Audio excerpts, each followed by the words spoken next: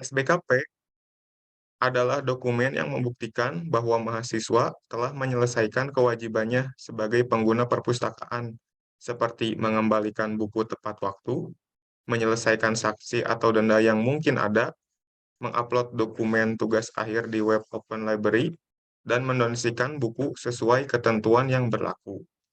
Dalam acara ini, kami akan memberikan informasi yang lengkap tentang persyaratan dan prosedur untuk mendapatkan surat bebas kewajiban perpustakaan. Kami juga akan menjelaskan langkah-langkah yang perlu diikuti, serta memberikan tips berguna untuk memastikan bahwa proses ini berjalan dengan lancar bagi setiap mahasiswanya. Selain itu, kami juga akan membuka sesi tanya-jawab di mana peserta dapat mengajukan pertanyaan.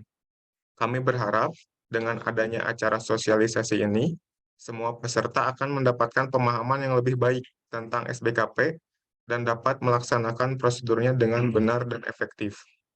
Tanpa membuang waktu lebih lama, mari kita mulai acara sosialisasi pembuatan surat bebas perpustakaan ini. Saya mengundang narasumber kita, yaitu Bapak Fajar Hardiana, selaku pustakawan referensi di Open Library Telkom University. Kepada Pak Fajar, waktu dan tempat kami persilahkan. Ya, terima kasih Kang Adit. Assalamualaikum warahmatullahi wabarakatuh. Alhamdulillah wassalatu wassalamu ala Rasulillah. Teman-teman, selamat pagi. Saya Fajar Hardiana, staf pelayanan referensi Open Library Telkom University yang nanti bertugas menerima pengajuan pembuatan surat bebas kewajiban perpustakaan. Oke, teman-teman, tadi sudah dijelaskan ya bahwa surat bebas perpustakaan ini teman-teman butuhkan untuk melengkapi berkas sidang akademik atau sidang yudisium, dan nanti juga teman-teman butuhkan untuk pendaftaran wisuda.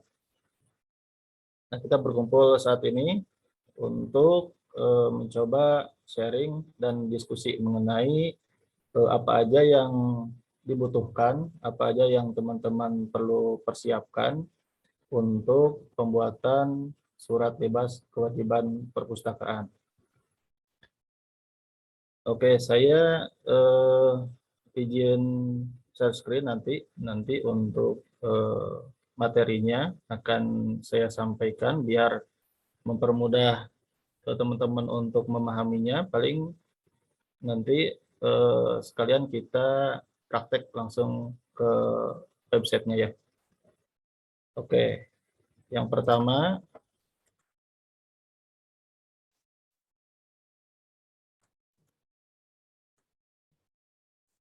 saya izin share screen teman-teman.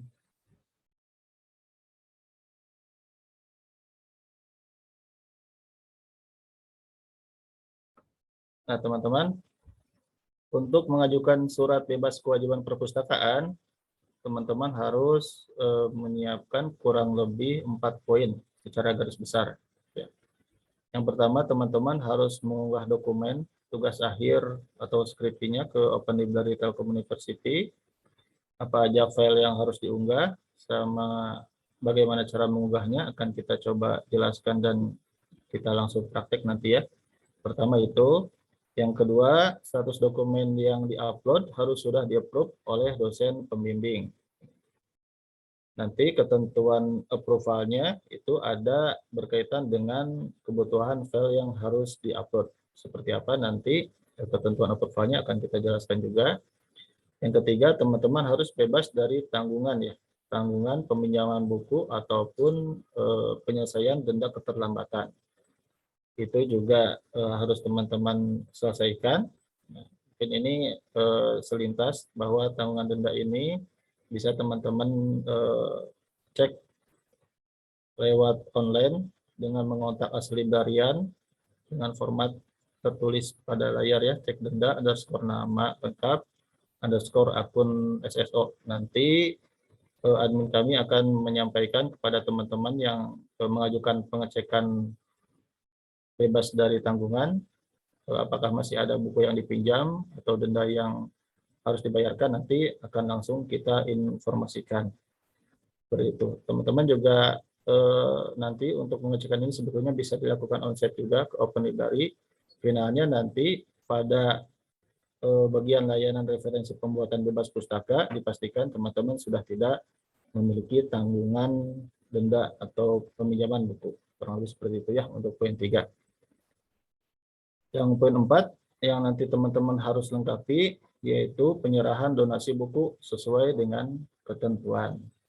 Mungkin poin ini juga kita bahas langsung aja di awal ya. Jadi buku yang didonasikan itu pertama subjek bukunya sesuai dengan prodi atau mata kuliah teman-teman yang pernah dipelajari, direkomendasikan sesuai dengan hal tersebut biar nanti keterpakaian buku yang teman-teman donasikan bisa maksimal. Pertama itu untuk syaratnya. Yang kedua ada syarat tahun terbit. Tahun terbitnya minimal 2022 atau 2023, minimal 2022 ya. Jadi 2023 bisa masuk. Kurang lebih ketentuannya seperti itu. Nah di sini ada keterangan cetakan pertama gitu ya. Jadi kadang kita melihat di keterangan buku ada buku yang memberi keterangan cetakan. Nah kalau ada keterangan cetakan, dipastikan teman-teman melihat cetakan pertamanya tahun 2022 karena tahun terbit pada keterangan cetakan itu mengacu kepada cetakan pertama. Itu berbeda dengan edisi ya. Kalau edisi teman-teman bisa mengacu kepada edisi terakhir untuk tahun terbitnya. Seperti itu. Yang poin 2, yang poin 3 jumlah halaman. Jumlahnya minimal 200 halaman. Dan itu tertera pada fisik buku yang akan teman-teman donasikan. Gitu ya. Itu poin 3. Yang poin 4 ada cek ketersediaan di Open Library. Jadi ada ketentuan maksimal eksemplar di katalog Open Library untuk donasi buku SBKP. Ini maksimalnya 5 eksemplar. Jadi kalau teman-teman sudah mendapatkan buku yang tahun dan halamannya sesuai, dicek di katalog Open Library gitu. Maksimalnya 5 eksemplar. Untuk cara pengecekannya nanti akan coba kita share. Yang kelima, untuk donasi ini bisa didonasikan secara perorangan atau kolektif. Untuk perorangan itu silakan tidak ada minimal harga, itu asalkan sesuai dengan ketentuan 4 poin yang di atas. Kalau untuk kolektif itu ada minimal harga, jadi berlaku kelipatan. Ya, kelipatan 75.000 per orang. Contohnya misalnya harga bukunya 170.000 ya. Untuk itu bisa didonasikan untuk 2 orang, kelipatan 75.000 masuk. Seperti itu kurang lebih. Nah, untuk melakukan donasi secara kolektif ada tambahan informasi bahwa harus melampirkan data donasi kolektif. Di sini template-nya ada untuk form donasi kolektifnya. Nanti teman-teman di download, diisi, kemudian kwitansi pembeliannya dilampirkan. Karena kita harus verifikasi harga buku untuk memastikan apakah buku tersebut masuk kolektif untuk berapa orangnya. Kurang lebih seperti itu ya. Nah, itu untuk 2 poin yang saya bahas di awal, yakni bebas dari tanggungan dan penyerahan donasi buku. Oke, untuk poin 1 dan 2, yakni unggah dokumen dan approval, kita akan bahas langsung kepada praktek ya. Nah, tambahan informasi teman-teman, informasi ini syarat ketentuan pengajuan surat bebas kewajiban perpustakaan bisa teman-teman akses pada website openlibrary.telkomuniversity.ac.id gitu ya. Pada menu informasi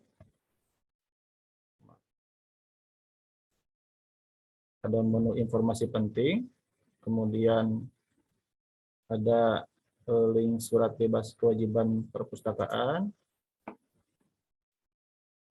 Nah, di sini ada 7 poin mengenai update informasi surat bebas kewajiban perpustakaan. Poin yang saya jelaskan tadi ada pada poin nomor 2 ya, teman-teman bisa lihat untuk review kembali. Seperti itu ya. Itu untuk awal teman-teman apa aja yang harus disiapkan untuk mendapatkan surat bebas kewajiban perpustakaan. Oke, selanjutnya saya akan membahas poin pertama dulu sebelum ke poin kedua, karena itu juga berhubungan ya, yakni pada poin unggah dokumen karya akhir. Nah, poin pertama pada unggah dokumen mungkin akan kita coba review dulu apa aja yang harus diupload Nah, teman-teman itu juga bisa diakses ya pada informasi penting poin nomor 3.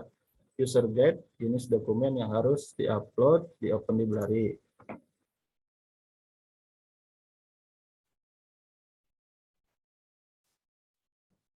Ini nanti tampilnya seperti ini ya, teman-teman. Nah, di sini muncul user guide upload dokumen tugas akhir. Jadi apa aja yang harus disiapkan untuk mengupload file tugas akhir teman-teman, ada informasinya di sini ya. Bisa teman-teman akses tadi pada informasi penting poin 3. Oke, kita review. Yang pertama yang harus teman-teman persiapkan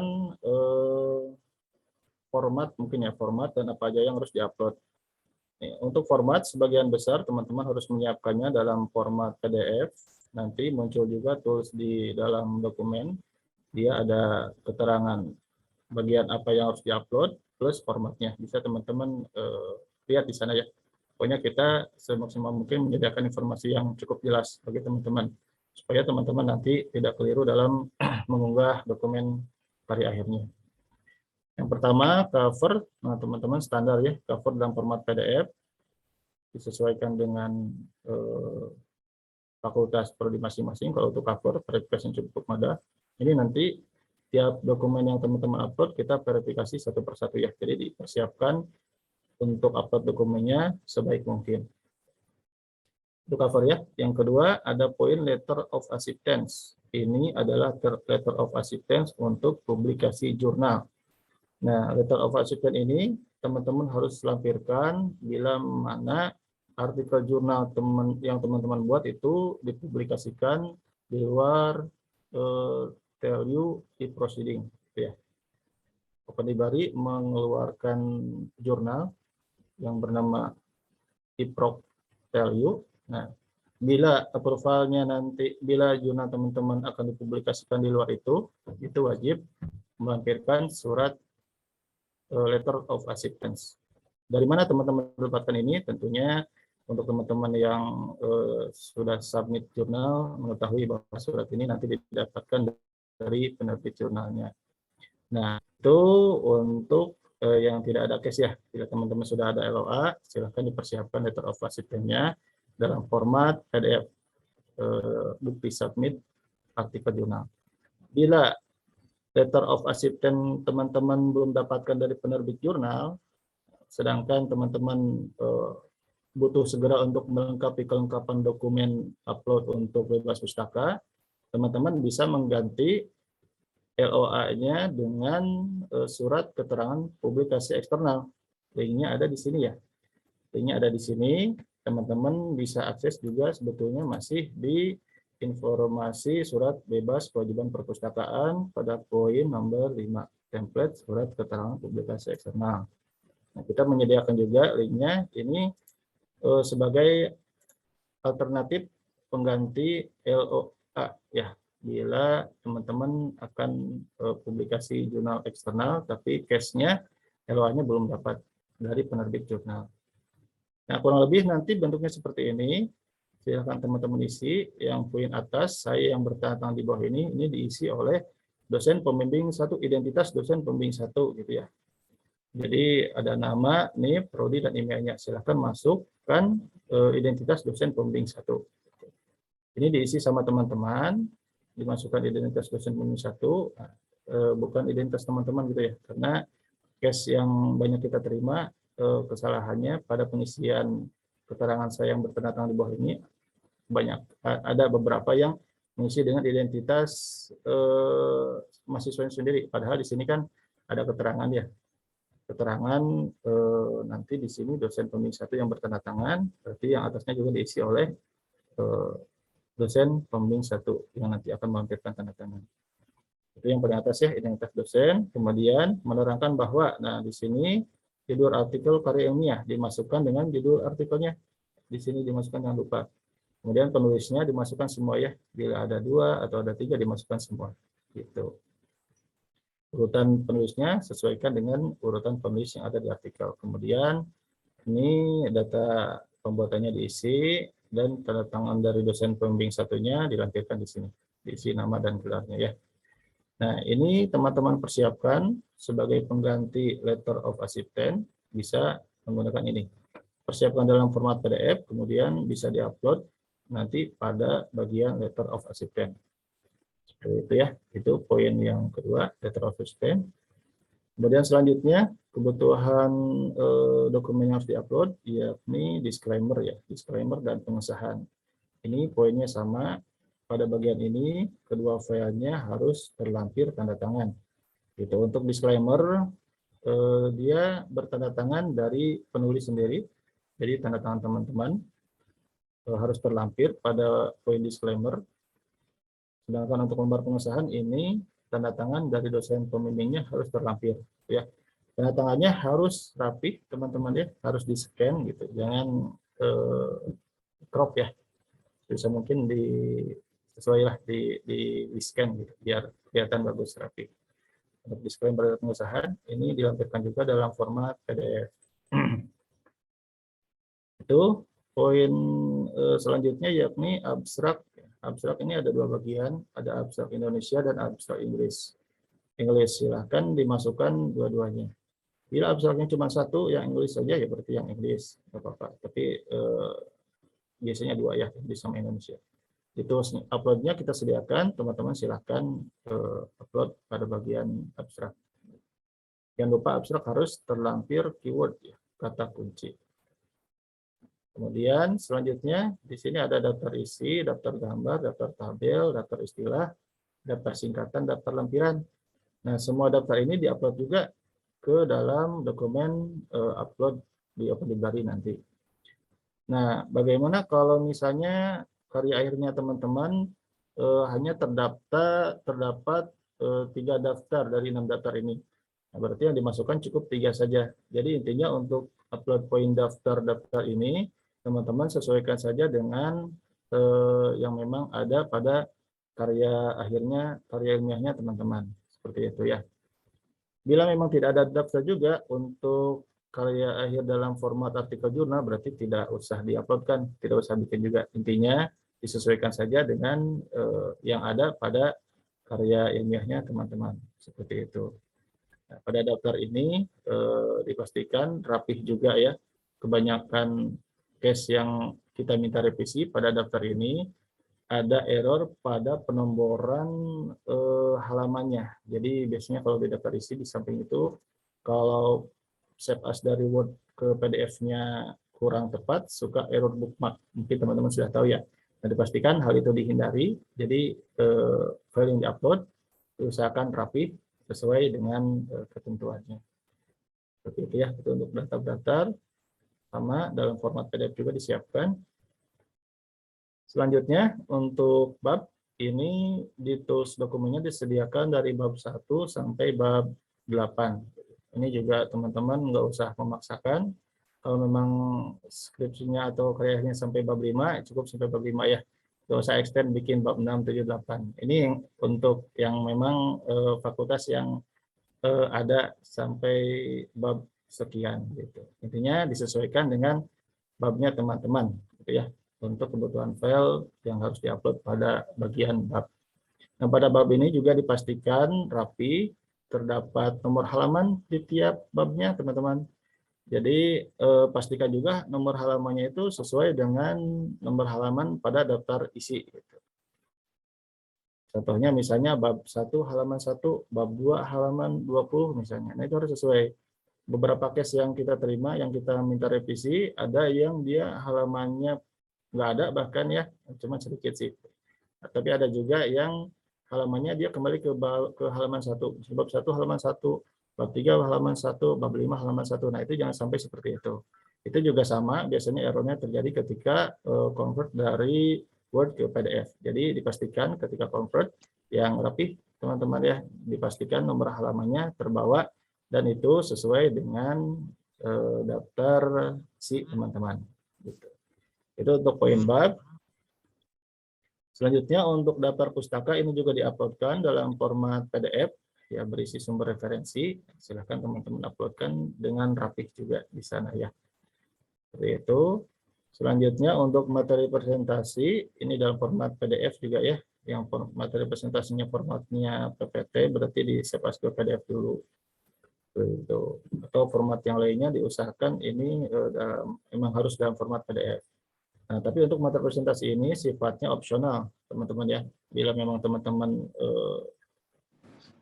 hari akhirnya itu tidak ada presentasi dalam bentuk file yang bisa di-convert ke PDF, contohnya misalnya untuk industri kreatif, dia pameran misalnya ya untuk akhirnya, berarti nggak usah dipaksakan. Gitu. Sesuaikan aja, sifatnya opsional ya untuk materi presentasi. Nah, untuk lampiran disediakan dalam dua format pada tools upload di dokumen, yakni format PDF dan zip. Ini teman-teman bisa diisi dua-duanya, bisa atau bisa diisi salah satu. Intinya kita memberikan kemudahan kepada teman-teman bila memang lampirannya tidak dalam bentuk PDF semua, nah itu kan bisa teman-teman arsip ke zip. Tapi kalau misalnya memang bisa di PDF-kan semua, ya silahkan PDF aja. Atau mau dua-duanya juga dikombinasikan, silahkan, itu lebih bagus ya, lebih rapi untuk arsip dokumennya teman-teman. Itu untuk lampiran ya. Kemudian poin selanjutnya ini untuk jurnal. Jurnal ini dibuat dalam dua format, format docx dan format PDF. Nah, itu ya untuk jurnal. Nah, untuk jurnal teman-teman ini ada template dari iProc ya. Dari e-proceeding value ada template jurnal yang kita share di website Open Library. Nah, jadi teman-teman untuk pembuatan jurnal yang memang pertama teman-teman tidak publikasi jurnal keluar, nah, teman-teman bisa merujuk template-nya kepada template yang ada di Open Library. Gitu. Template-nya ada sama di sini ya, poin surat bebas kewajiban perpustakaan pada poin nomor 4, aturan umum tugas akhir. Nah, untuk jurnal ini juga wajib diuploadkan teman-teman deh. Wajib diuploadkan. Apalagi untuk S1 itu wajib buat jurnal kan ya. Nah, itu harus diunggah juga. Kecuali nanti ada pengecualian. Jadi defaultnya sih kalau memang belum ada kejelasan publikasi jurnal, itu teman-teman harus mengupload jurnalnya. Tapi kalau memang teman-teman jurnalnya sudah dipublikasikan keluar, eksternal, nah itu sifatnya opsional ya. Yang penting harus terlampir letter of acceptance. Nanti kalau LO-nya sudah terlampir, jurnalnya teman-teman mau disimpan arsip di dokumen Open Library, itu silahkan. Insya Allah aman, tidak akan record plagiarisme, tidak akan kita publikasikan. Tapi kalau tidak melampirkan di sana juga itu boleh-boleh saja. Untuk aturannya seperti itu ya. Nah, untuk template artikel jurnal ini kita sediakan untuk publikasi jurnal IPROC ya, Proc Open Library. Kita ada 4 publikasi jurnal, ada jurnal IPROC untuk engineering, ada jurnal IPROC untuk manajemen, jurnal IPROC untuk applied science, dan jurnal IPROC untuk art and design. Gitu. Ini di dalam 4 jurnal ini berisi mungkin lebih dari satu fakultas ya. Kalau kita compare dengan fakultas yang ada di kita, di Telkom University kan ada 7 fakultas, tapi kenapa kita mengeluarkannya hanya 4, ini soalnya ada yang dikombinasikan. Contohnya untuk yang engineering misalnya, engineering itu berisi untuk fakultas teknik elektro, fakultas rekayasa industri, dan fakultas informatika, itu untuk engineering. Untuk yang jurnal manajemen, bisa dirujuk oleh Fakultas Ekonomi Bisnis dan Fakultas Komunikasi Bisnis. Ya, untuk jurnal Applied Science itu bisa dirujuk oleh Fakultas Ilmu Terapan. Kemudian untuk jurnal yang Art and Design bisa dirujuk oleh Fakultas Industri Kreatif. Seperti itu. Ya. Nah, untuk template artikel template jurnal dari masing-masing IPROC ini, teman-teman bisa merujuk ke sini ya. Bila teman-teman jurnalnya tidak dipublikasikan keluar eksternal. Bisa teman-teman lihat, saya coba review sedikit. Untuk artikel jurnalnya, template-nya ya, kita lihat yang engineering. Sebentar. Nah, jadi kurang lebih template-nya seperti ini ya. Ini template-nya sudah kita review matang-matang. Kurang lebih sih untuk yang engineering ini mengacu kepada template IEEE. Jadi silakan teman-teman sesuaikan template-nya seperti yang ada di sini ya. Teman-teman bisa akses pada link aturan umum tugas akhir, kemudian template artikel jurnal. Engineering kurang lebih seperti ini ya. Engineering. Jadi disesuaikan teman-teman biar bagus nanti publikasinya semaksimal mungkin. Mulai dari layout, margin, kemudian font penulisannya, tulisan judul, ya. Kemudian ini lokal posisi afiliasinya juga disesuaikan gitu. Lain pertama contohnya penulis, lain kedua departemen ya, fakultas dan sebagainya. Ada kota negara alamat email. Nah, emailnya juga teman-teman pastikan melampirkan email institusi. Nanti kita verifikasi ya. Kurang lebih seperti ini untuk template engineering. Nah, kemudian untuk abstraknya juga teman-teman perhatikan untuk jurnal itu keumuman abstraksi maksimalnya 200 kata ya. Kalau untuk total kata pada artikel jurnal umum ya, baik jurnal yang template yang kita sediakan ataupun jurnal luar biasanya ada maksimal total katanya 5.000 kata. Jadi harusnya itu udah teman-teman persiapannya sama dosen ketika membuat jurnal. Cuman kita pastikan kembali gitu. Abstrak maksimal 200 kata, total keseluruhan kata pada jurnal maksimal 5.000 kata gitu. Kemudian di abstrak jangan lupa dimasukkan kata kunci ya, keyword kata kuncinya tidak lebih dari 6 kata. Di sini ada keterangan sampai huruf kecil semua kecuali akronim. Nah, itu teman-teman coba pelajari dan terapkan pada jurnalnya teman-teman gitu ya, yang tidak publikasi eksternal. Di sini juga ada poin ya, ada 5 poin untuk engineering, pendahuluan, kajian teori, metode, hasil dan pembahasan, kemudian kesimpulan, dan referensi yang terakhir ya. Referensinya mengacu kepada IEEE untuk engineering. Itu untuk penulisan subbabnya. Nah, kalau teman-teman bisa mengikuti yang ada di template UPROK, ya silahkan ya. Pendahuluan, yang utamanya sih itu ya, pendahuluan sama kesimpulan biasanya sama. Cuman kalau untuk yang poin kajian teori mungkin ada penulisan berbeda di prodi-nya teman-teman ya, kita nanti sesuaikan gitu ya. Kajian teori, metode dan hasil biasanya ada yang berbeda, ada yang sama. Kemudian tambahan informasi untuk penulisan gambar. Nah, ini diperhatikan juga ya. Keterangan gambarnya biasanya di bawah gambar, kalau tabel di atas tabel. Untuk template engineering kurang lebih seperti itu. Gitu. Itu ya untuk template engineering saya review seperti itu sedikit. Nah, kemudian untuk template manajemen juga kurang lebih sama ya. Manajemen bisa dirujuk oleh Fakultas Ekonomi Bisnis dan Fakultas Komunikasi Bisnis. Gitu. Teman-teman bisa merujuk pada template yang ada di sini. Nah, ini disesuaikan juga ya dari margin, kemudian judulnya, font judulnya, posisi afiliasi ya. Kalau engineering kan seperti ini, dan 2 layout ya. Saya lewat tadi dibikin dalam 2 layout untuk engineering. Itu mengacu ke template IEEE. Kalau manajemen dibuat dalam 1 layout ya. Posisi afiliasi kurang lebih seperti ini. Jadi teman-teman silakan sesuaikan biar bagus nanti untuk publikasinya ya. Dibuat dalam 1 layout, abstraknya sama, ketentuan abstrak sama total jurnalnya, abstrak maksimal 200 kata, kata kuncinya maksimal 5 kata untuk manajemen ya.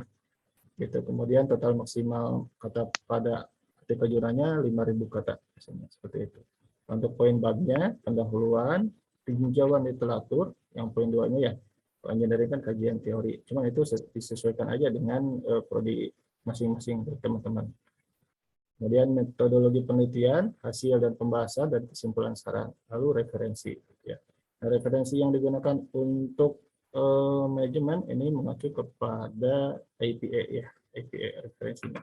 Dan untuk referensi ini teman-teman sudah lumrah ya, direkomendasikan menggunakan tool reference manajemen yaitu Mendeley. Ya. Salah satunya Mendeley untuk yang manajemen ataupun engineering. Kurang lebih seperti itu. Itu yang manajemen. Kemudian template yang ketiga ada template jurnal Applied Science. Applied Science dirujuk oleh Fakultas Ilmu Terapan, gitu ya. Nah ini kalau untuk template kurang lebih sama dengan engineering, jadi dia mengacu kepada template IEEE. Gitu. Silahkan, kurang lebih sama sih ini ya. Paling tambahan informasi untuk penulisan artikel jurnal sebabnya tidak perlu dimasukkan ya. Sama untuk yang engineering juga kurang lebih seperti itu. Ini untuk apply science, sama kayak engineering ya. Kalau misalnya teman-teman bisa lihat dua layout dan ketentuan yang lainnya sama. Gitu. Itu satu lagi ada template untuk art and design. Nah ini dirujuk oleh Fakultas Industri Kreatif. Di sana ada beberapa prodi rujuknya kepada template ini, gitu ya. Disesuaikan juga marginnya, kemudian font penulisan judul. Nah ini afiliasi posisinya seperti ini ya, dimasukkan juga untuk keempat template ini. Email seragam semuanya, email harus masuk. Penulis tanpa gelar email harus masuk menggunakan email institusi, gitu ya. Nah untuk abstrak ada ketentuannya ya, sama maksimal 150 sampai 200 kata dan sebagainya. Keywordnya juga sama. Nah teman-teman intinya bisa merujuk pada template ini ya, untuk template IPROK publikasi art and design. Nah, untuk art and design ada sedikit perbedaan pada poin isi dari artikel jurnal. Ada poin pertamanya pendahuluan, kemudian langsung ke metode, hasil dan diskusi, dan kesimpulan langsung ya. Jadi cuma 4 poin yang ada di sini template. Cuma tetap untuk visi sih kita mengacu kepada poin awal dan akhir karena mungkin tiap prodi berbeda ya. Gitu. Mungkin ada prodi yang 4 poin, ada prodi yang 5 poin yang silahkan nanti sesuaikan. Intinya nanti kita mengacu kepada penyeragaman template, poin kesimpulan dan pendahuluan, gitu ya. Nah, daftar pustakanya ini mengacu kepada IPA ya, sama kayak manajemen atau Cicago juga untuk art and design. Oke. Nah itu kurang lebih teman-teman untuk template artikel jurnal. Nah tambahan mungkin ya saya tambahkan untuk penulisan bab atau subbab pada template ini hampir seragam untuk semua sih, terutama untuk yang engineering dan applied science. Jadi penulisan subbabnya misalnya pada kajian teori ada subbab ya, itu dikasih judul, dikasih abjad ya. Yang pertama abjad besar.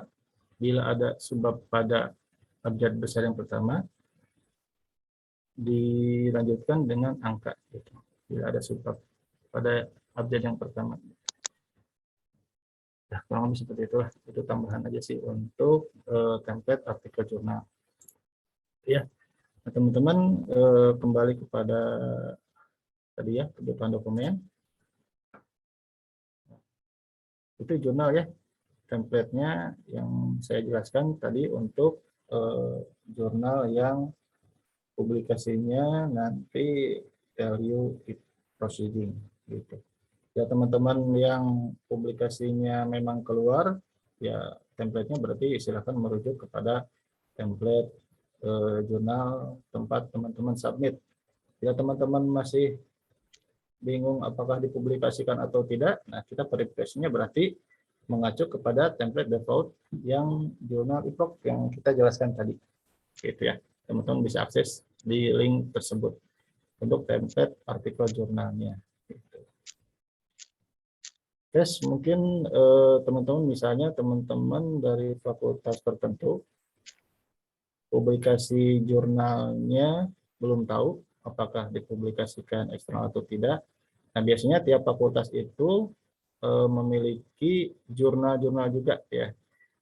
Tiap fakultas memiliki jurnal dan template-nya sendiri juga gitu.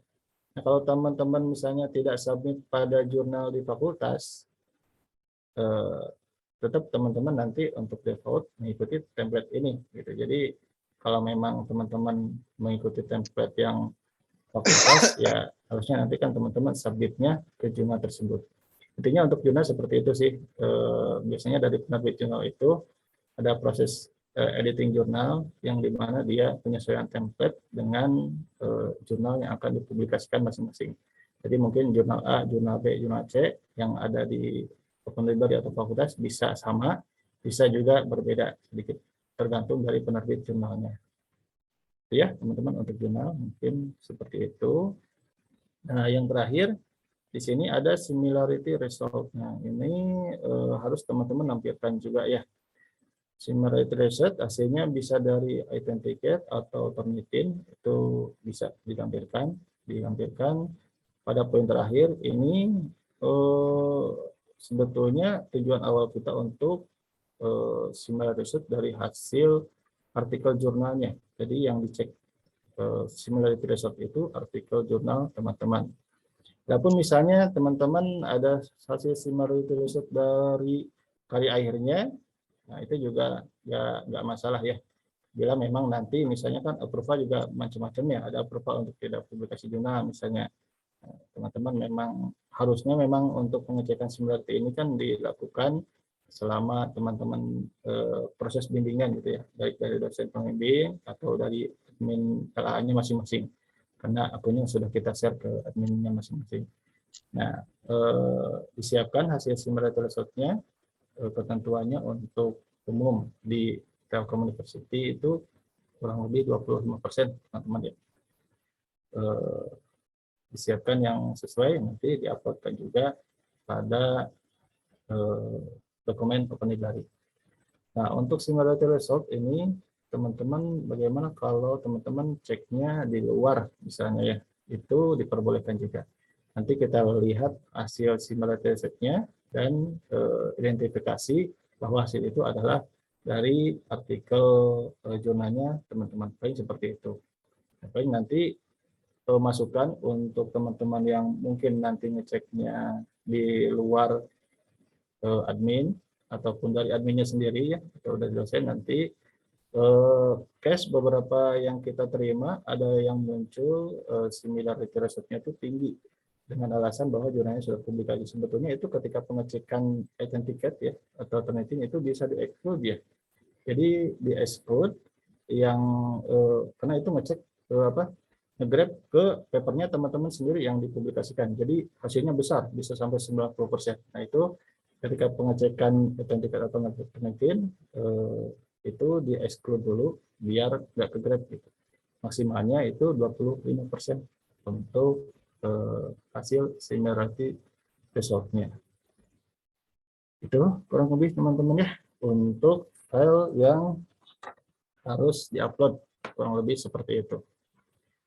Nah selanjutnya sebelum kita coba untuk mengupload file, kita coba praktek ya. Ada informasi juga yang harus saya sampaikan mengenai bentuk karya ilmiahnya teman-teman. Jadi teman-teman di sini yang hadir mungkin ada beberapa bentuk karya ilmiah. Tidak semuanya dalam bentuk buku tugas akhir, mungkin ada juga dalam bentuk artikel jurnal, ataupun misalnya ada dalam bentuk pengganti sidang, ada yang dalam bentuk capstone. Nah, itu kan ada berbeda ya file-file yang teman-teman punya gitu dengan yang tadi mungkin dijelaskan seperti itu. Jadi selintas dijelaskan bahwa yang diupload itu yang terdapat pada karya ilmiahnya teman-teman. Cuman untuk informasi tambahan, kita buat juga infografis untuk unggah file ya di sini. Ini adalah ketentuan unggah file dalam beberapa bentuk yang kita rekap ya dari karya ilmiahnya Sivitas Telkom University. Nah, kurang lebih di sini secara garis besar ada 1, 2, 3 ya, ada 3 bentuk secara umum. Kita akan coba review sedikit satu-satu ya. Oke, yang pertama ini untuk unggah file tugas akhir dalam bentuk tugas akhir ya. Ini yang tadi saya jelaskan di awal. Sebetulnya formatnya sama ya. Letter of acceptance dan sebagainya sama gitu ya. Nah, itu yang pertama. Kemudian yang kedua ini ketentuan unggah file dalam bentuk pengganti sidang ya. dalam bentuk pengganti sidang. Ini ada dua format yang bisa teman-teman uploadkan, pilihan ya. Teman-teman pertama mau mengupload dalam bentuk artikel jurnal, diperbolehkan, ataupun mau mengupload dalam bentuk rancangan tugas akhir juga diperbolehkan. Nah, untuk upload dalam artikel jurnal, kebutuhan filenya kurang lebih seperti ini, ya. Jadi letter of acceptance sudah pasti harus dilampirkan itu dalam format PDF ya. Biasanya untuk dalam bentuk pengganti sidang, dia memang membuat artikel jurnal yang dipublikasikan keluar. Jadi otomatis harusnya letter of acceptance-nya sudah ada, sudah dapat ya. Tapi memang kalau memang belum dapat dari penerbit jurnalnya sama ya, bisa diganti menggunakan surat keterangan publikasi eksternal. Yang lainnya sama cover disclaimer pengesahan abstrak. Nah tadi daftar nggak ada ya, soalnya di artikel jurnal itu nggak ada daftar isi dan sebagainya kan, jadi nggak usah dimasukkan. Langsung ke bagian 1, bab 1, 2, 3, 4, 5. Nah ini di-split pada tiap bagian di artikel jurnalnya. Misalnya ada bagian kan tadi ya, bab 1 kajian teori itu di-split masing-masing, bab 1 sendiri, kajian teori sendiri, kayak gitu. Untuk format uploadnya. Gitu ya. Nah, di sini ada tambahannya poin 12 sama yang di sini juga poin 10 ya. Artikel jurnal ini wajib di-upload untuk S1 dan D4 dan opsional untuk D3 dan publis eksternal. Tadi sudah saya singgung juga di awal. Itu bentuk satu dari pengganti sidang, artikel jurnal ya. Yang kedua ada bentuk rancangan tugas akhir. Nah ini bagi yang mengupload dalam pengganti sidang bisa diuploadkan juga dokumennya dalam bentuk rancangan tugas akhir. Nah, kurang lebih seperti ini ya. Sama LOA, cover, disclaimer, pengesahan, abstrak, daftar isi masih ada ya. Pada rancangan masih ada daftar isi, silakan diupload. Kemudian untuk babnya, nah biasanya ini rancangan itu baru sampai bab 3. Tapi ada juga yang sampai 45 gitu ya. Intinya, bila memang sampai bab 3, silakan diupload sampai 3 aja. Tapi teman-teman harus melampirkan surat permohonan pengganti publikasi sidang dari prodi masing-masing bila akan mengupload dokumen dalam bentuk rancangan tugas akhir. Karena kan bab 45-nya nggak ada, jadi dilampirkan aja surat permohonan pengganti publikasi sidang dari prodi masing-masing. Harusnya ini teman-teman mendapatkan bila memang akan mengambil tugas akhir dalam bentuk pengganti sidang. Nah, itu ya. Tapi kalau misalnya teman-teman mau upload juga sampai bab 45-nya, ya silahkan. Itu lebih sebetulnya ya untuk arsip karya ilmiah teman-temannya di dokumen Open Library. Seperti itu ya, itu untuk format yang kedua dalam bentuk pengganti sidang. Nah, yang ketiga ada bentuk WRP ya, Work Ready Program untuk karya akhirnya. Nah, WRP ini kita rekap terbagi ke dalam 4 jenis ya, ada Work Apprenticeship, Work Internship, dan Work Researchship. Work Researchship, kemudian Work Entrepreneurship atau capstone. Nah, ketentuan file yang harus diunggahnya kurang lebih seperti ini teman-teman ya.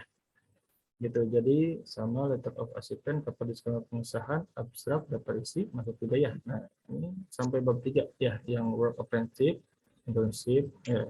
Kurang lebih sama kayak yang tadi yang apa? Rancangan tugas akhir. Gitu. Untuk kebutuhan file pada work apprenticeship, work internship, dan work researchship. Nah, yang kedua pembagiannya ini disatukan karena kurang lebih sama ya, yang 3 format work ini, kecuali yang pertama ini ada perbedaan sedikit gitu ya pada work, internship, entrepreneurship atau capstone. Itu biasanya yang capstone ini sudah diaplikasikan mayoritas pada teknik elektro ya kurang lebih. Cuma mungkin ada fakultas lain juga yang menggunakan, silahkan. Kurang lebih ketentuan filenya seperti ini. Gitu. Jadi letter of acceptance sama dimasukkan cover disclaimer pengesahan abstrak. Nah, ini kan formatnya kalau capstone design itu kurang lebih seperti ini ya untuk pubnya, karena dia kan project ya, project bersama biasanya. Jadi terdiri dari beberapa kelompok. Ada yang formatnya itu B100, B200 dan sebagainya. Ada yang juga CD strip 1 custom design, strip 1 kayak gini. Intinya disesuaikan saja gitu ya. Nah, ini format yang harus diupload ya, cover disclaimer pengesahan sama abstrak. Nah, ini untuk cover diambil dari B100 ya. Jadi kalau ada B100 atau CD1, Captain Design 1, covernya diambil dari sana. Kemudian untuk disclaimer, nah ini bila tidak ada pada poin caption desainnya dibuat saja. Jadi isinya adalah pernyataan keorisinalitasan karya akhirnya atau proyek akhirnya teman-teman. Seperti itu, ditandatangan oleh penulis sendiri. Itu yang disclaimer, pengesahan ini diambil dari B100 ya. Sama kayak tadi, kayak cover CD1 atau caption 1. Untuk abstrak ini diambil sama dari poin 1 ya, CD1 atau B100. Kemudian untuk bab 1, nah ini disesuaikan ya. Diurutkan berarti bab 1 CD1, bab 2 CD2, bab 3 CD3, bab 4 CD4, bab 5 CD5 gitu. Disesuaikan saja untuk babnya gitu, dibuat dalam format PDF. Kemudian daftar pustaka ini diambil dari CD1 ya atau B100. Tampilan diambil dari B100, artikel jurnalnya juga silakan dibuat ya. Ketentuannya sama untuk S1 dan B4 wajib. Kalau mau opsional berarti dia publisnya nanti publis eksternal, atau untuk B3 itu opsional. Nah, kurang lebih seperti itu teman-teman ya. Untuk yang capstone design, bila memang capstone design ya khususnya sih untuk S1 itu wajib ya bikin jurnal. Tapi bila mana memang tidak ada tidak ada arahan untuk membuat jurnal dari dosen pembimbingnya misalnya gitu ya. Nah, teman-teman sebetulnya bisa inisiatif untuk membuat jurnal, atau nanti ya mau nggak mau profilnya harus masuk ke yang opsional, yang publik eksternal gitu. Kalau publik eksternal tapi tidak membuat jurnalnya, teman-teman bisa menginisiatifkan diri dengan membuat surat keterangan publikasi eksternal. Itu untuk verifikasi dokumen masih diperbolehkan ya, seperti itu. Yaitu teman-teman untuk file tugas akhir dalam beberapa format yang saya share. Mungkin nanti untuk sebetulnya yang harus diupload teman-teman tuh silahkan disesuaikan aja dengan bagian yang ada pada karya ilmiah teman-teman.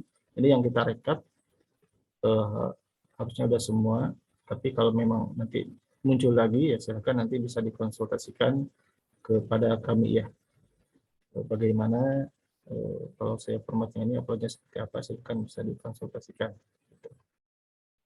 Itu teman-teman ya untuk ketentuan unggah file tugas akhir dalam bentuk yang tadi ya, buku tugas akhir, pengganti sidang, dan Word. Gitu. Oke, sekarang kita masuk ke bagian, kita coba praktek untuk upload dokumen. Teman-teman yang Nah, jadi upload dokumen ini bisa teman-teman lakukan setelah teman-teman memiliki karya akhir yang sudah final. Dalam artian teman-teman sudah sidang, kalau yang tidak sidang ya berarti karyanya itu sudah final, revisi, itu bisa diunggah langsung ke dokumen Open Library gitu. Gitu ya, teman-teman bisa mulai mengunggahnya ketika final revisinya sudah teman-teman dapatkan. Ketika karya akhirnya sudah final, bisa teman-teman mulai unggah di dokumen Open Library. Caranya gimana? Pertama, teman-teman standar ya, masuk ke website Open Library, .university.ac.id, kemudian login menggunakan akun SSO, familiar ya semuanya insya Allah. Kemudian ke beranda full site. Nah, nanti ke dokumen. Di dokumen, teman-teman tinggal tambah data.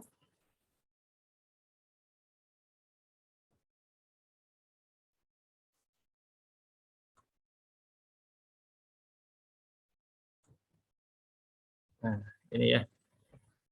Contohnya nanti seperti ini. Ini nanti muncul nama teman-teman. Workflow-nya diisi, nanti disesuaikan dengan nah ini ya, skripsi, tesis, dan tugas akhir.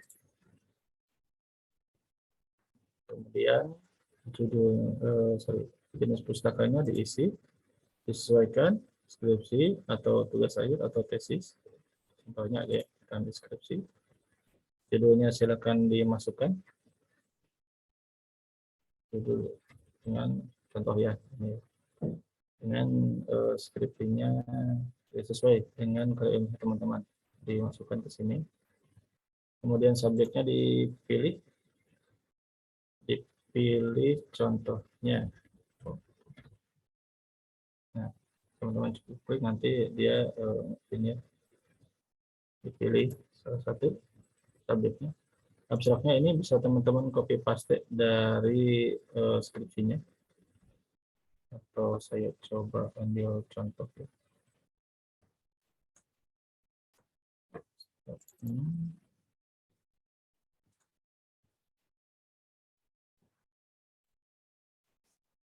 Saya ini ada contoh ya, contoh skripsi. Contoh uploadnya saja.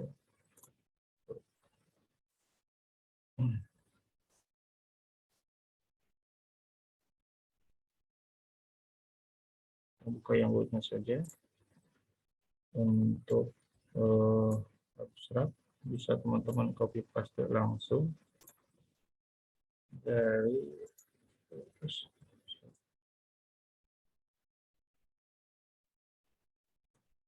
dari karya ilmiahnya teman-teman ya.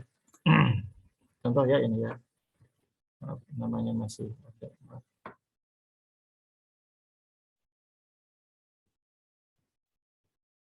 Ini sampai paste saja.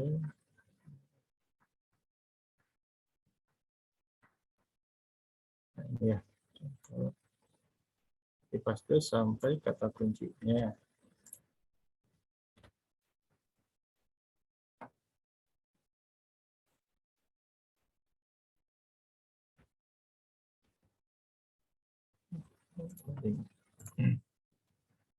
Ya, intinya gitu ya, nanti teman-teman copy paste saja di sini. Oh, muncul abstraknya ya. Dirapikan nanti untuk spasinya, jangan lupa.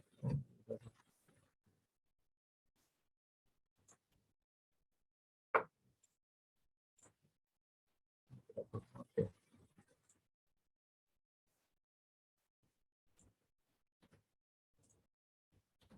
Contoh saja ya teman-teman ya.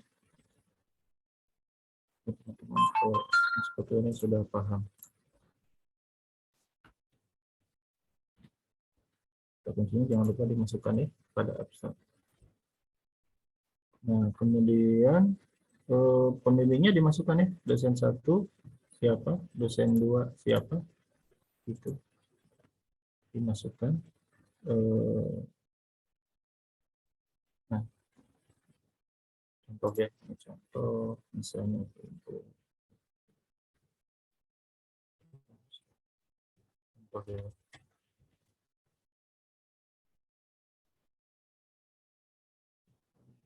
Contoh dimasukkan, kalau dosennya ada 2 berarti dimasukkan dua-duanya ya. Kemudian unitnya dipilih, kita ambil contoh saja. Contohnya silakan dipilih sesuai dengan prodinya teman-teman. Kompetensi, nah ini diisi dengan mata kuliah yang berhubungan dengan karya ilmiahnya teman-teman. Ini bisa diisi lebih dari 1 ya. Kemudian ini upload file ini yang tadi saya sebutkan, dokumen yang harus diupload dari letter of assistant, cover, disclaimer, dan semuanya ada di sini yang tadi saya jelaskan.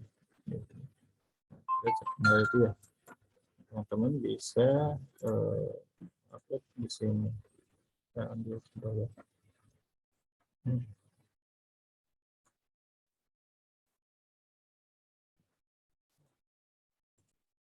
Untuk yang tadi kan letter of assistant, cover, Nah, ini teman-teman ada banyak ya toolsnya gitu. Jadi biar melancarkan proses upload dokumennya, nanti save-nya dibagi 2 kali aja.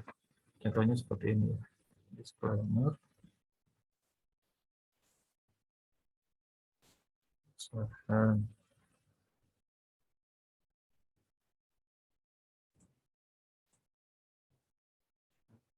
Ya, misalnya sampai sini dulu ya. Nah, misalnya teman-teman langsung simpan aja perubahan.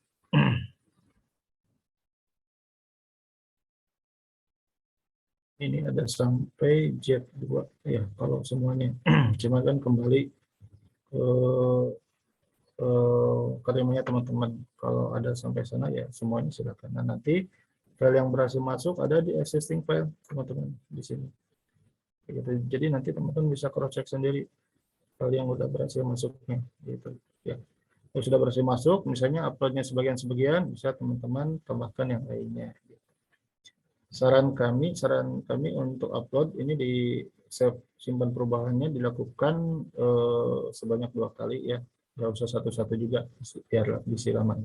Datanya misalnya upload dari letter of acceptance sampai setengahnya dulu ya, daftar tampilan, save. Setelah itu cek filenya masuk nggak di sini, gitu. Harusnya masuk ya. Kemudian lanjutin lagi bab 1 sampai akhir, save lagi, cek lagi di sini filenya masuk atau enggak. Nah, pastikan ketika simpan perubahan, teman-teman kembali ke tampilan dokumen. Gitu, kembali ke tampilan dokumen, ke sini, biasanya itu berhasil. Kalau ketika save teman-teman logout, itu biasanya nggak ke save, nggak masuk dokumennya. Gitu. Itu biasanya terjadi kalau teman-teman upload filenya, itu teman-teman upload filenya sekaligus biasanya kalau memang jaringannya tidak stabil suka kalau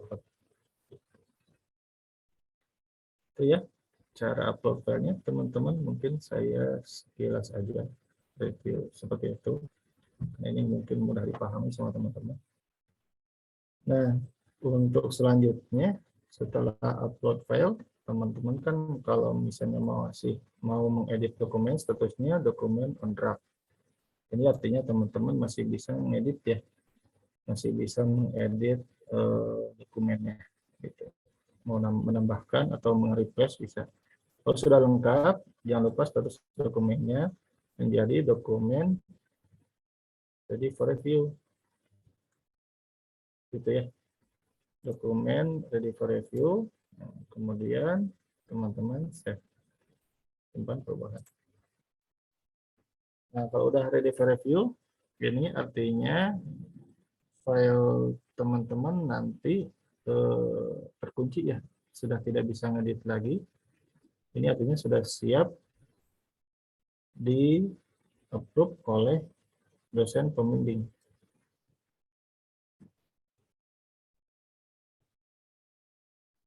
Ya. Sudah siap di approve oleh dosen pembimbing artinya. Seperti itu kalau statusnya sudah ready for review. Nah, setelah step ini, teman-teman silakan konfirmasi ke dosen pembimbing 1 untuk meminta approval pada dokumen yang teman-teman upload. Approvalnya seperti apa nanti yang akan muncul, kurang lebih seperti ini ya, saya lihatin juga sekalian. Nah, ini ada 6 jenis action approval dari dosen pembimbing yang nanti akan muncul pada dokumen uploadnya teman-teman. Gitu. Yang pertama, mungkin nanti teman-teman akan mendapat approval dokumen dan revision. Nah, ini artinya dosen pembimbing meminta revisi pada dokumen yang diupload. Jadi teman-teman masih bisa mengedit kembali, silakan diuploadkan revisi yang dimaksud. Gitu ya, untuk step approval need revision. Yang kedua, nanti mungkin teman-teman mendapatkan approval kita ke atas dulu ya, paling atas. Nah, ini dokumen approve for catalog in journal no published value proceeding atau not visible. Nah, ini artinya kita cek nanti kelengkapan dokumen teman-teman. Nanti follow up pemrosesan selanjutnya dari ke katalog itu nanti file dokumen upload teman-teman akan ditransfer, akan dimunculkan katalog, tapi jurnalnya tidak akan dipublikasikan. Itu nanti tindak lanjut dari approval yang pertama, yakni not visible. Ya. Yang kedua, approval publish eksternal. Nah, ini teman-teman mendapatkan approval ini, dipastikan sudah ada letter of acceptance. Jadi letter of acceptance atau surat keterangan publikasi eksternal harus sudah masuk pada pemilihan approval publish eksternal. Ya. Untuk yang ketiga di sini ada approval jurnal publish value prop. Nah, ini nanti kita menitik beratkan ya, kalau lain kita verifikasi, cuman jurnalnya dipastikan diusahakan sesuai dengan template ya. Jurnalnya 2 format sesuai dengan template yang tadi saya sebutkan untuk publikasi di prop value gitu. Itu approval yang keempat ya. Nanti untuk ketiga approval ini, not visible, eksternal, sama jurnal publish value prop, follow up dari pemrosesan dokumennya, nanti dokumen yang teman-teman upload akan ditransfer ke katalog, akan dimunculkan ke katalog, kecuali untuk yang publik eksternal, ya akan dimunculkan ke katalog semuanya. Untuk jurnalnya yang tadi not visible tidak akan dipublikasikan, yang eksternal berarti di hide, yang jurnalnya publish tadi prop berarti akan kita proses olah ke publikasi di prop value gitu ya. Seperti itu. Yang kelima, approvalnya ada jurnal not visible, dokumen TA not visible. Ini artinya nanti dokumen teman-teman hanya akan diarsip pada dokumen, tidak kita proses transfer ke katalog. Itu ya kalau mendapatkan approval seperti yang ini. Kemudian yang terakhir ada metadata approve for catalog and journal publish external. Nah, bila teman-teman mendapatkan approval seperti ini, nanti yang akan kita munculkan di katalog yaitu hanya metadatanya saja. Itu jadi jurnalnya udah pasti kita hide. Kemudian poin bab 1 sampai 5 daftar pustaka kebudayaan abstraknya kita hide juga. Jadi hanya memunculkan metadatanya saja di katalog. Bila teman-teman mendapatkan approval metadata approve seperti ini ya, yang poin terakhir. Nah, seperti itu teman-teman ya untuk approval. Nah, bila teman-teman sudah mendapatkan approval, dokumen sudah lengkap, buku sudah sesuai, sudah tidak ada pinjaman buku, surat bebas pustakanya, nanti baru kita bisa keluarkan untuk kelengkapan teman-teman berkas yudisium dan nanti untuk kelengkapan pendaftaran wisuda. Seperti itu teman-teman ya. Kurang lebih seperti itu untuk proses pembuatan bebas pustaka. Tadi sudah kita bahas satu persatu dari mulai unggah dokumen. Di unggah dokumen kita melebar tadi di dokumen yang harus diupload apa aja, kemudian ketentuan dokumennya seperti apa untuk beberapa format karya akhir, kemudian cara uploadnya juga sudah kita bahas. Setelah itu status approval tadi sudah kita review juga ya, karena status approval ini terkait dengan kebutuhan dokumen, ada beberapa yang terkait tadi, contohnya misalnya eksternal ya harus melampirkan LOA. Kemudian bebas dari tanggungan kita sudah bahas di awal, tadi dipastikan sudah tidak ada tanggungan, dan untuk donasi buku juga kita sudah bahas di awal, jadi bukunya ketentuan donasi bukunya seperti apa. Itu mungkin dari saya, sharing dari saya. Selanjutnya kita coba untuk sesi diskusi. Bila teman-teman yang mungkin sekarang akan mengajukan atau sedang mengajukan ada kendala di pengajuan bebas pustakanya, silakan bisa di-sharing di sini. Kita akan bahas pada sesi diskusi. Sebelum ke sana, saya akan kembalikan dulu kepada MC, kepada Kang Adit, dipersilakan. Baik, terima kasih. Ada Bapak Fajar Hardiana atas pemaparan teknis surat kewajiban bebas perpustakaan.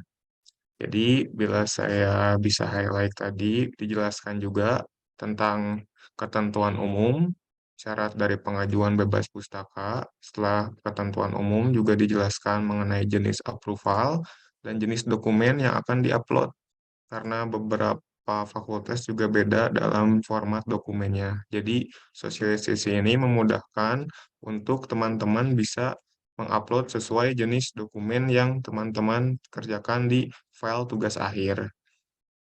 Semoga pemaparan tadi bisa jelas bagi teman-teman. Kali ini kita akan membuka sesi tanya jawab kepada yang ingin bertanya.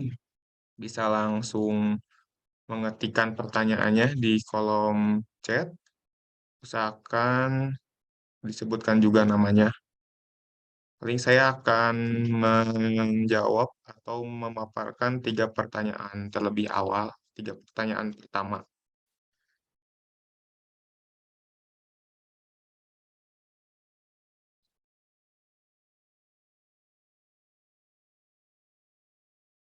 Oke, saya rangkum 2 pertanyaan tentang buku donasi.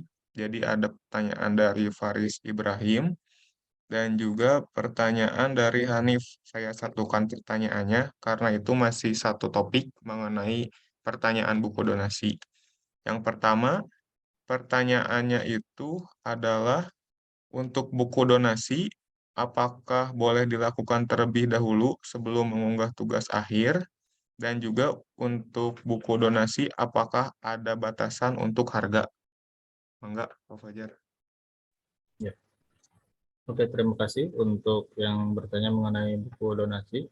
Yang pertama, untuk buku donasi, apakah bisa dilakukan di awal sebelum upload ya? Nah, paling untuk proses finalnya, penerimaan buku donasi, pemrosesan ke bebas pustaka itu baru bisa kita proses kalau dokumennya sudah diupload. Gitu. Sama itu ya. Tapi bila teman-teman sudah mendapatkan duluan bukunya, uploadnya belum, misalnya masih menunggu revisi, nah itu untuk mengantisipasi jumlah maksimalnya keduluan bertambah, nah teman-teman bisa konfirmasi dulu ke Openlibrary gitu, dengan cara langsung datang ke layanan referensi, dalam artian bisa teman-teman booking dulu bukunya, gitu ya. Datang silakan ke layanan SBKP di layanan referensi, bawa bukunya, nanti bukunya kita cek apakah sudah sesuai. Nah, kalaupun teman-teman belum upload itu bukunya nanti kita bookingkan dulu. Kita kasih cap. Nah, kalau sudah dapat cap, misalnya teman-teman baru bisa upload di kemudian hari, itu insya Allah untuk bukunya aman. Tapi teman-teman bukunya masih tetap teman-teman bawa. Bisa kita proses setelah upload dokumen. Seperti itu mungkin ya. Itu yang pertama. Untuk yang kedua, minimal harga pada buku itu sudah saya jelaskan bahwa untuk donasi secara sendiri-sendiri itu tidak ada minimal harga, gitu ya. Tidak ada minimal harga. Nah, kecuali untuk donasi secara kolektif itu ada minimal harga kelipatan, yakni Rp75.000 gitu. Dikali kelipatannya aja. Ada maksimal orangnya enggak? Misalnya teman-teman bertanya seperti itu. Nah, kita bilang bahwa iya itu tergantung harga bukunya gitu ya. Harga bukunya misalnya 300.000 ya bagi aja 75.000, berarti bisa berapa orang, atau harga bukunya misalnya 500.000 dibagi aja 75.000 itu bisa masuk berapa orang kayak gitu. Makanya untuk buku donasi kita harus melampirkan form donasi kolektif ya. Saya lupa tadi share ya, tapi nggak apa-apa, itu mudah sih. Tadi ada poin yang di link bebas pustaka ya, form donasi kolektif, diisi itu, diisi jumlah anggotanya berapa, kwitansinya dilampirkan, bukunya apa. Nah, itu untuk verifikasi kita, oh bahwa buku ini fit untuk berapa orang. Itu ya teman-teman, kurang lebih. Oke, selanjutnya saya rangkum pertanyaan mengenai similarity. Jadi saya langsung rangkum pertanyaan dari Kurniawan Malik Ibrahim Dan juga pertanyaan dari Prezelin menanyakan tentang hasil similarity. Yang pertama, apakah similarity check-nya itu boleh menggunakan yang lain seperti Turnitin? Dan yang kedua, untuk similarity authenticate-nya itu yang jurnal Telkom atau yang tugas akhir?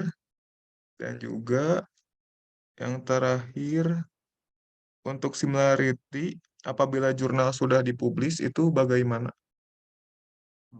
Seperti itu, Pak. Yang lebih Iya, tiga pertanyaan pertanyaan pertama. tentang similarity. Oke, yang pertama untuk similarity itu bisa authenticate atau Turnitin. Itu ya, bisa dari dua-duanya. Mau di dalam atau di luar juga kita persilahkan. Gitu. Itu ya, yang pertama mungkin singkat saja. Yang kedua, similarity-nya apakah jurnal atau tugas akhir? Sebetulnya target kita itu ke jurnal ya. Jadi yang hasil pengecekan similarity-nya itu untuk jurnal. Tapi kalau misalnya soalnya gini ya, jurnal itu kan ada opsional ya, ada yang mungkin tidak melampirkan jurnal untuk eh, fakultas tertentu. Nah, tapi similarity-nya biar seragam dan rapi kita tetap mintakan. Gimana? Nggak ada jurnal tapi harus similarity, makanya similarity-nya bisa dilampirkan dari hasil pada akhirnya gitu. Itu biasanya teman-teman dapatkan juga ketika proses bimbingan seperti itu. Tapi untuk keumumannya itu hasil cek similarity-nya yaitu hasil cek similarity dari artikel jurnalnya. Itu ya, terutama nanti untuk jurnal yang publish value prop itu sudah pasti harus, atau jurnal yang eksternalnya juga eh, itu sudah pasti dapat biasanya dari penerbit luarnya.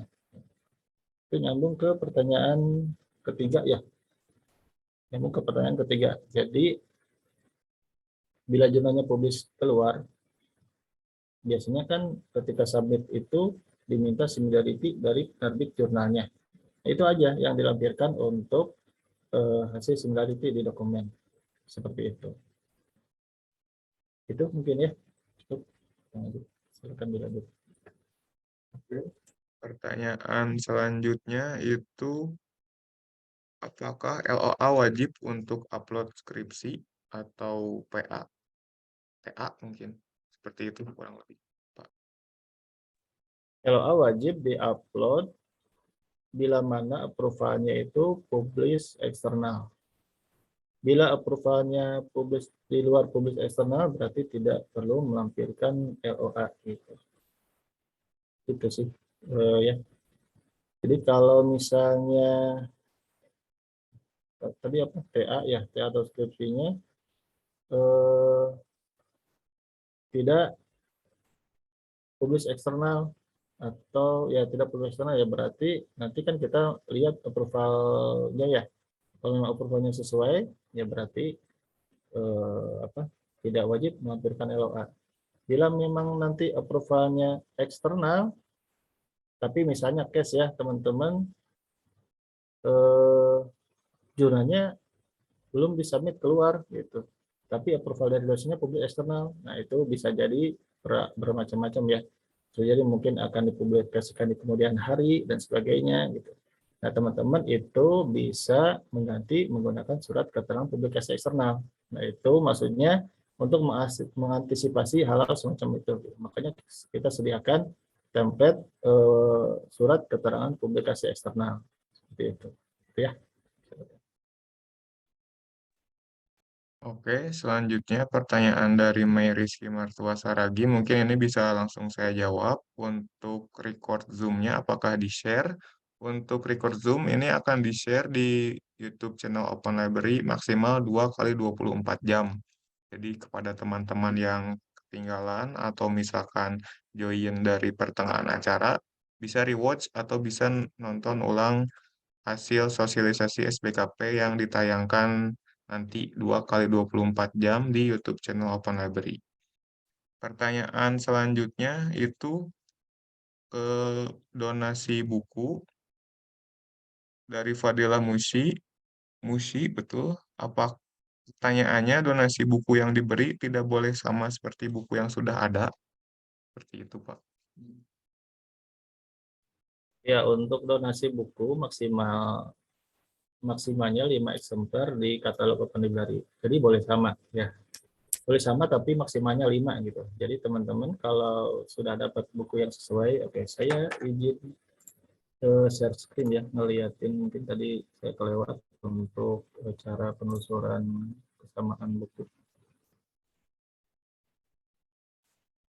Ya, nanti teman-teman kalau sudah dapat buku ya yang sesuai tahun terbit, halaman, dan subjeknya juga sudah sesuai, teman-teman telusur di sini di Open Library Katalog, masukin aja keywordnya di sini gitu. Nah, contohnya nanti misalnya contoh ya,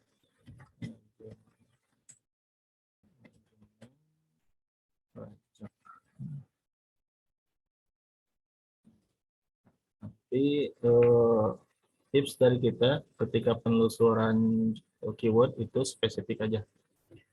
Misalnya judul di bukunya panjang,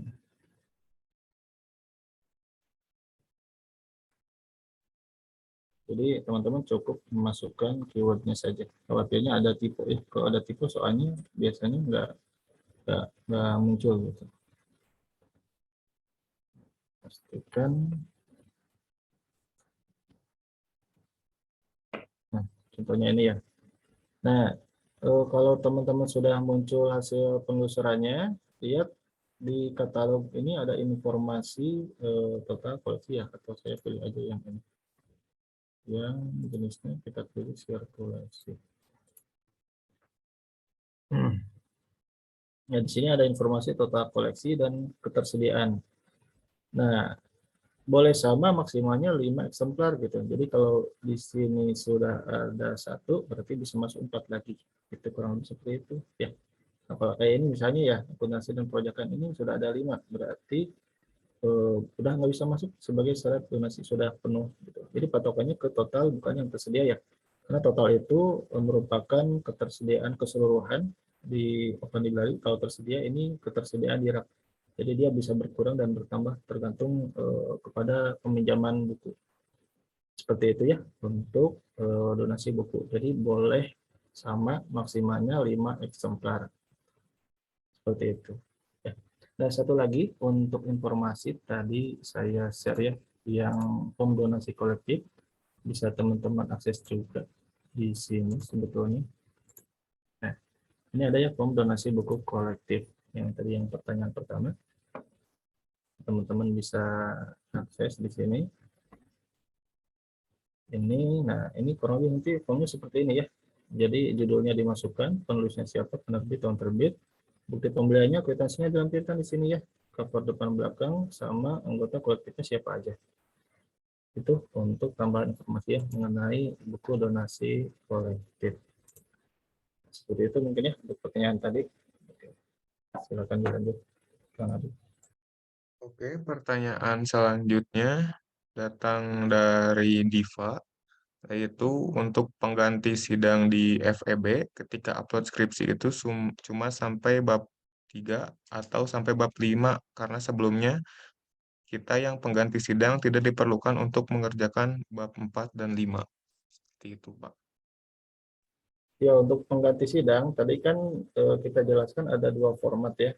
Format artikel jurnal atau format rancangan tugas akhir. Berarti diperbolehkan mengupload hanya sampai bab 3 saja. Saya izin lagi. Tadi sudah kita share. Nah, yang tadi teman-teman ya yang bertanya dan mungkin yang lain bisa mengecek di infografis ya. Infografis, kemudian unggah file. Nah, di sini ada ketentuan upload untuk pengganti sidang. Tadi kan disebutkan bahwa hanya sampai bab 3, tidak dirujuk untuk mengerjakan bab 4. Nggak boleh, gitu. Uploadnya silakan sampai bab 3, sesuai dengan ketentuannya. Untuk mengganti sidang, dalam bentuk rancangan tugas akhir, boleh mengupload hanya sampai bab 3. Tapi, teman-teman harus melampirkan surat permohonan pengganti ke sidangnya dari prodi masing-masing. Biasanya prodi menyediakan form ini ketika teman-teman memutuskan akan mengambil pengganti sidang. Silakan nampilkan ini pada bagian letter of assistant gitu. Ya, dilampirkan dalam format PDF, diupload sampai bab 3, insya Allah verifikasinya aman. Kurang lebih seperti itu. Ya, mungkin ya, Kang Adit, silakan. Oke, selanjutnya dari Faris Ibrahim, izin bertanya Pak, tadi disebutkan bahwa untuk pengganti LOA yang belum terbit bisa menggunakan surat pernyataan publis eksternal. Tapi di surat pengumuman SA dan yudisium nomor 494.9 disebutkan tidak bisa menggunakan surat pernyataan tersebut. Itu bagaimana ya Pak? Oke, mungkin itu berbeda peruntukannya ya, kebutuhannya. Jadi kalau untuk kebutuhan dokumen di Open Library, nah itu boleh melampirkan itu untuk jurnal yang approval-nya publis eksternal. Itu kebijakan di Open Library. Tapi mengenai kebijakan yang SA Yudisium itu mungkin saya tangkap untuk eh, kebijakan ini ya, kumlot biasanya ya. Kalau untuk kombat ya silakan berarti merujuk kepada kebijakan yang memang dikeluarkan oleh prodinya dari LAA. Kalau misalnya tidak boleh menggunakan surat pengganti eksternal untuk syarat yudisium yang memang dia akan kumlot, ya berarti ikuti aturan seperti itu. Tapi kalau untuk kebutuhan dokumen library itu diperbolehkan. Mungkin maksudnya adalah beda untuk peruntukannya. Kita peruntukannya untuk kelengkapan dokumen di mana approval-nya adalah publik eksternal gitu. Kalau untuk LA ya seperti itu, beda peruntukan gitu. Itu ya, mudah-mudahan jelas. Akan dilanjut. Oke, pertanyaan selanjutnya itu ada 3 pertanyaan yang kurang lebih topiknya masih mengenai buku donasi. Yang pertama itu pertanyaannya izin bertanya, tadi disebutkan tidak ada minimal harga untuk buku perorangan, namun di Instagram OpenLib ada minimal harga 75.000 baik untuk perorangan atau kolektif. Jadi yang benar yang mana? Itu pertanyaan pertama mengenai harga 75.000. Yang kedua itu donasi mengenai apakah ada syarat khusus untuk buku yang didonasikan seperti tahun terbit, apakah bukunya harus baru atau bisa bekas, dan minimal harga untuk perorangannya seperti apa. Dan yang terakhir untuk buku donasi, apakah boleh dititipkan atau diwakilkan orang lain? Ya. Oke, satu lagi Pak. Pertanyaan terakhir tentang donasi juga. Apakah bisa kolektif buku dengan mahasiswa yang berbeda jurusan? Oke, seperti itu. Oke, yang pertama tadi informasi di Instagram ya, boleh mungkin nanti Kang Arif boleh sambil dicek mungkin ya. Tapi intinya untuk minimal harga itu ya, ini mungkin saya pastikan di sini sekarang bahwa untuk perorangan itu tidak ada minimal harga ya. Mau harganya di bawah 75.000 silakan boleh. Mau ya di atas 70.000 juga silakan gitu. Untuk perorangan tidak minimal harga. Minimal harga itu maksudnya itu adalah berlaku kelipatan gitu ya. Berlaku kelipatan 75.000 untuk donasi yang akan didonasikan secara kolektif mandiri gitu ya. Itu minimal harga berlaku untuk itu 75.000 gitu. Jadi kalau misalnya bukunya harga 150 yaitu bisa kelipatan kan ya, 75.000 kali 2 sama dengan 150.000. Itu bisa untuk 2 orang gitu. Kalau harga 200.000 bisa untuk 3 orang, tidak bisa karena kelipatannya nggak masuk. Jadi kalau misalnya mau 3 orang dikali aja 75.000 kali 3 berarti 225.000. Nah, itu minimal segitu itu bisa didonasikan untuk 3 orang. Tapi kalau seorang apakah harus 75.000 minimalnya? Tidak. Kalau untuk sendiri itu tidak ada minimal harga, tidak perlu melampirkan kwitansi pembelian, tidak perlu melampirkan form donasi kolektif. Kalau untuk mandiri cukup bawa bukunya saja. Nah, nyambung ke pertanyaan yang kedua ya, bukunya harus asli ya, tidak boleh fotokopian. ya, harus asli, pastikan asli. Nanti kita cek juga keasliannya gitu. Teman-teman sebelum membeli buku juga nanti dicek keasliannya gitu. Dari perintannya, dari penjilidannya, biasanya kelihatan mana buku fotokopian, mana buku yang asli ya dari penerbit. Itu teman-teman harus asli ya. Karena itu adalah integritas dari akademik seperti itu.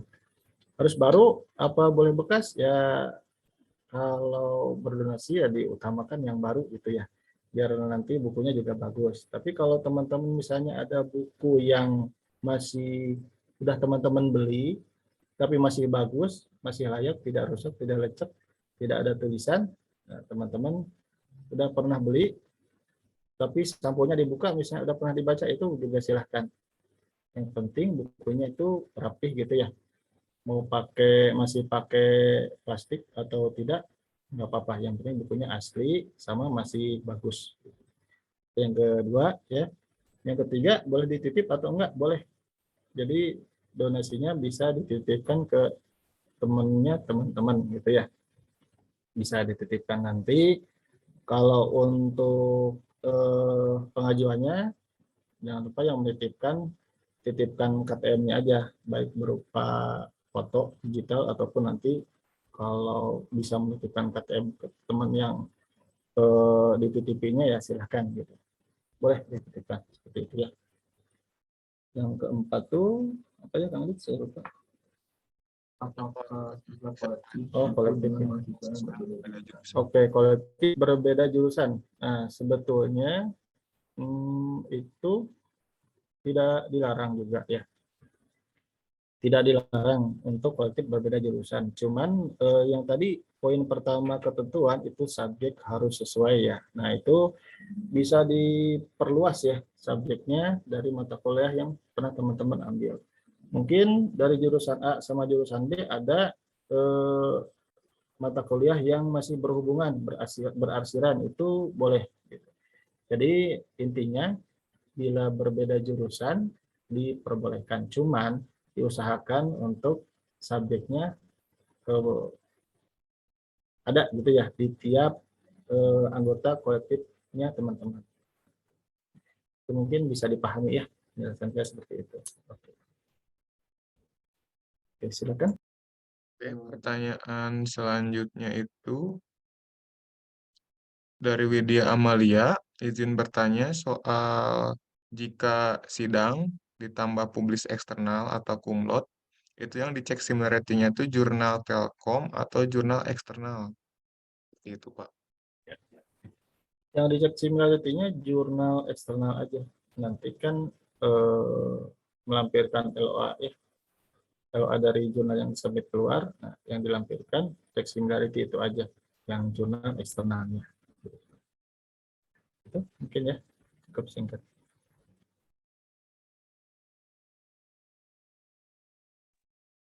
Oke. Semoga pertanyaan yang disampaikan dengan jawaban yang dipaparkan bisa jelas dan informasinya juga bisa menyebar ke teman-teman semua agar tidak ada kekeliruan lagi dalam proses pembuatan SBKP.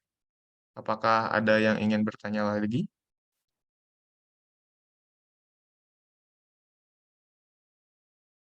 Sambil menunggu yang bertanya, teman-teman bisa mengisi presensi SBKP tanggal 13 Juli di kolom chat. Bisa sambil mengisi presensi kehadiran acara sosialisasi SBKP ini. Bisa, boleh. Linknya sudah ada di kolom chat. Bisa langsung diisi saja. Untuk teman-teman, apakah ada yang ingin ditanyakan lagi? Oh iya, mungkin Kang Adit ada tambahan sedikit ya dari saya untuk pengajuan SBKP. Oke. Ya teman-teman, untuk pengajuan SBKP saya izin share lagi ya. Jadi teman-teman bisa mengajukannya secara online ataupun onsite ya. Nah, secara online maaf tadi terlewat. Jadi teman-teman bisa mengajukan ke email ya untuk proses verifikasi dokumen terlebih dahulu. Jadi step by stepnya itu bisa teman-teman pilah-pilah dulu. Mana nih yang sudah teman-teman persiapkan gitu. untuk mengantisipasi antrian dalam pengajuan bebas pustaka. Nah, untuk melalui online, teman-teman bisa melakukan pengajuan verifikasi dokumen ke email bebaspustaka@telkomuniversity.ac.id dengan subjek tugas akhir underscore nama lengkap underscore prodi. Ya, katanya seperti itu kurang lebih. Nah, nanti pada body emailnya dituliskan saja identitas ya.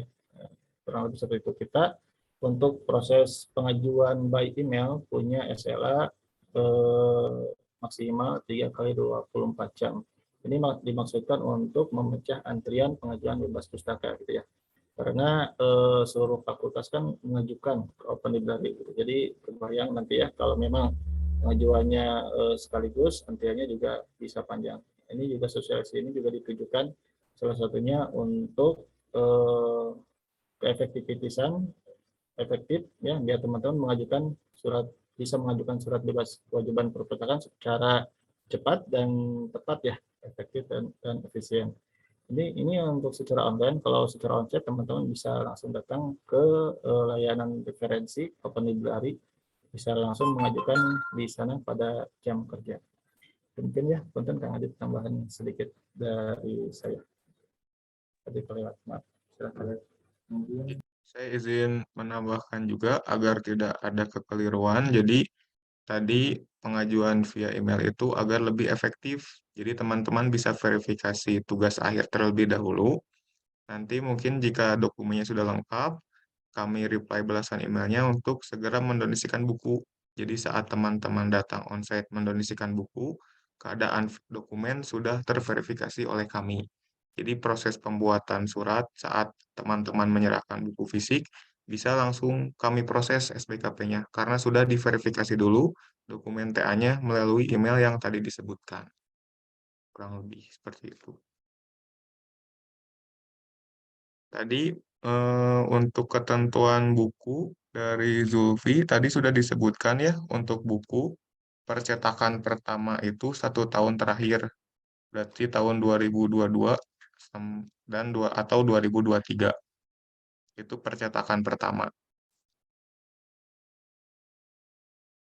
Baik, apakah ada yang ingin bertanya lagi dari teman-teman? Kami persilahkan jika ada pertanyaan.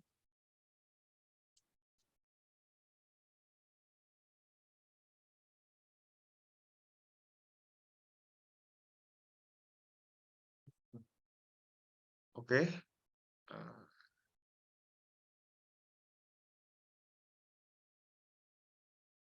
Oke, mungkin ada pertanyaan ini satu lagi untuk Pak Fajar. Izin bertanya apakah untuk tag buku dapat melalui email sebelum dibeli dan dibawa?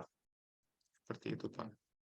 Untuk ya untuk Putri ya tag buku itu harus dibawa Putri. Jadi harus dibawa dulu ke Open Library. Nah, baru bisa kita tagin untuk bukunya. Jadi tidak bisa konfirmasi by email gitu ya. Karena kan harus mendapatkan cap buku. Gitu. Kita patokannya tag buku itu kepada orang yang datang onset ya. Bisa langsung tag di sana. Gitu ya. Mungkin untuk Oke, sudah terjawab. Sepertinya semua pertanyaan yang diajukan. Jadi untuk teman-teman, reminder juga bagi teman-teman yang join di tengah acara, itu bisa menonton cuplikannya di YouTube channel Open Library maksimal 2 kali 24 jam. Jadi bisa di-share juga ke teman-teman yang lain yang belum sempat menonton sosialisasi SBKP karena bisa ditonton ulang atau di-rewards di YouTube channel Open Library Telkom University maksimal 2 kali 24 jam dari tanggal 13 Juli 2023. Seperti itu. Mungkin acaranya saya tutup karena sudah tidak ada pertanyaan lagi. Terima kasih atas perhatian dan partisipasi teman-teman semua. Semoga kegiatan sosialisasi ini dapat memberikan informasi yang bermanfaat bagi semua dan juga dapat mengefektifkan proses pembuatan surat bebas pustaka. Akhir kata, saya Adit Pratama pamit undur diri.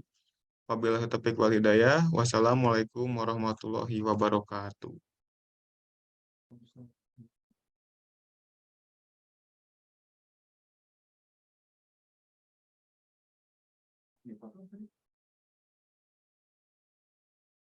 Mantap.